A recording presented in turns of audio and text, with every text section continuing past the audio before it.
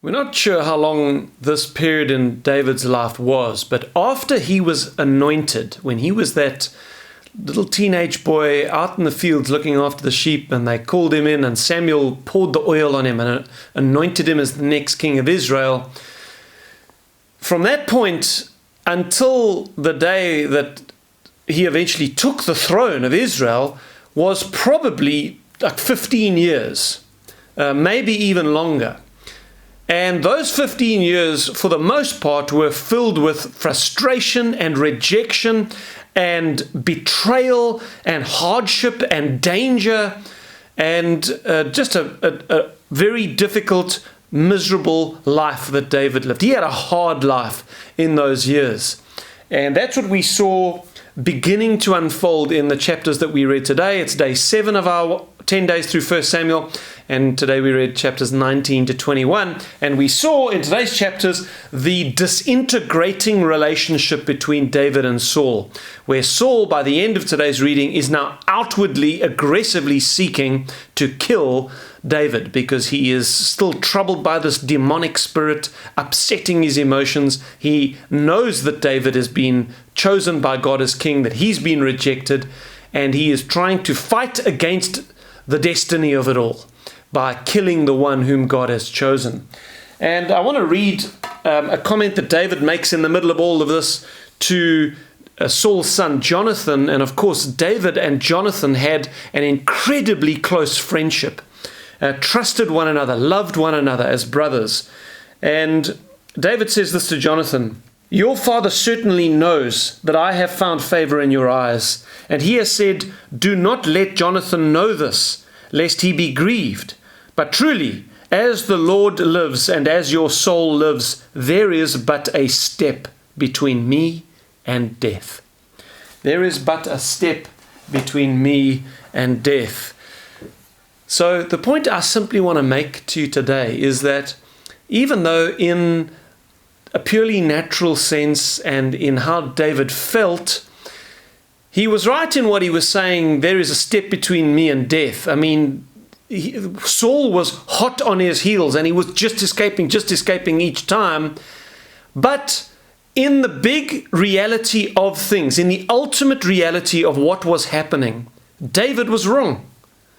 There was not a step between him and death. Let me tell you what was standing between David and death: the faithfulness of God. A great, big, faithful, promise-making, promise-keeping, covenant God. That is who was standing between David and death.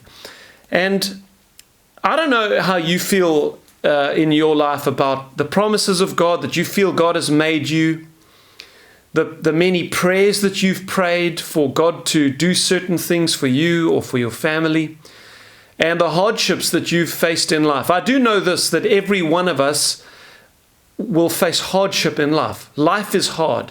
This world is still under the curse. It is under the sway of the devil. And in many ways, we are to only look for our respite and comfort on the shores of heaven.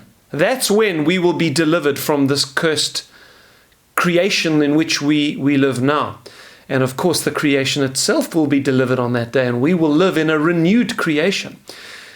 But this life is full of hardship. And then there's, on top of that, the hardships that we face as Christians specifically. Jesus said, if you want to live a godly life, you're going to suffer persecution.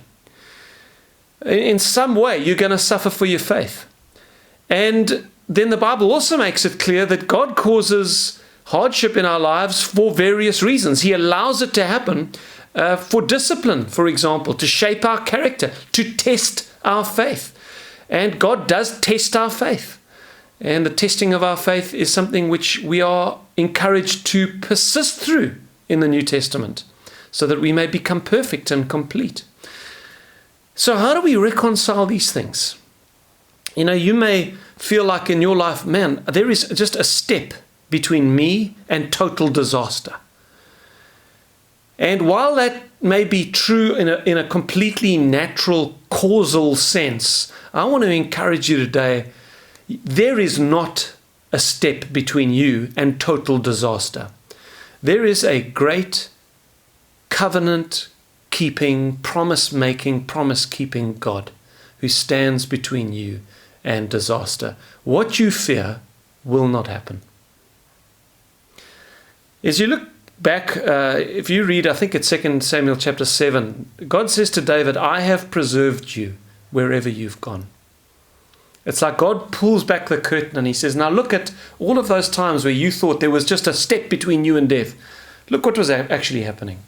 I was making the way of escape every time. I was guiding you. I was holding back your enemies. I was in control. You look at the different ways in which David escapes today. First of all, there's his friendship with Jonathan. You know, it was God who caused that. It was God who caused Jonathan's heart to be knit with David's heart, so that Jonathan went against his own father and against his own hopes of the kingdom. Jonathan would have been the next king, but instead he throws his lot in with David because he believes God has chosen David and he loves David. What a good friend Jonathan was. Well, that was a God-given gift, and it was through the friendship of Jonathan that David escapes a number of times here. Then we see the relationship he has with Michal, his wife, who was Saul's daughter. Michal is faithful to David. She puts an idol in the bed. Let's not ask the question where she got the idol.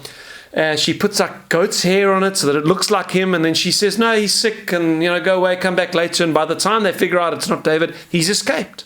So there's Michal. God has caused her to defend David, even though she could have sided with her father.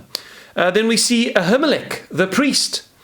When David comes to Ahimelech, Ahimelech believes him when he says, no, I'm just on urgent business for the king, and he gives him the showbread. David was hungry. He needed physical strength, and so God supplies. He supplies even from bread that technically he wasn't allowed to eat. God breaks his own rules, and he allows David to take the showbread, and he uses Ahimelech the priest for that. And then we see Achish, the king of Gath, how Achish could have executed David immediately. In fact, his nobles were telling him to do that. Instead, he believes David's pretending to be a madman, and he just sort of laughs it off. He says, why have you brought me a madman? Do I have need of madmen in my kingdom? Let him go. So God is working in all these different ways, whether it's through the friendship of people or just changing the hearts of his enemies or defending him or providing for him. And this is the point I want to make to you today, that even though God may not answer your prayers immediately, and often there is a long waiting time between the promises that we think we've got from God, even prophetic words you've had, and then prayers that you've prayed, there is often a gap of many, many years before those things come to pass. And you may feel like, man, in those interceding years, man, there's a step between me and death. Like, I'm all on my own. God's on the other side. God is there where the promise is going to be fulfilled. And now I've got to somehow make it from here to where he is in 15 years' time. And that's not the case at all. God is with you in the waiting. He is with you in the escaping, last minute deliverance, friendships which just happen to deliver you at the right time, and all of this like desperate deliverances. God is in it all. He's with you.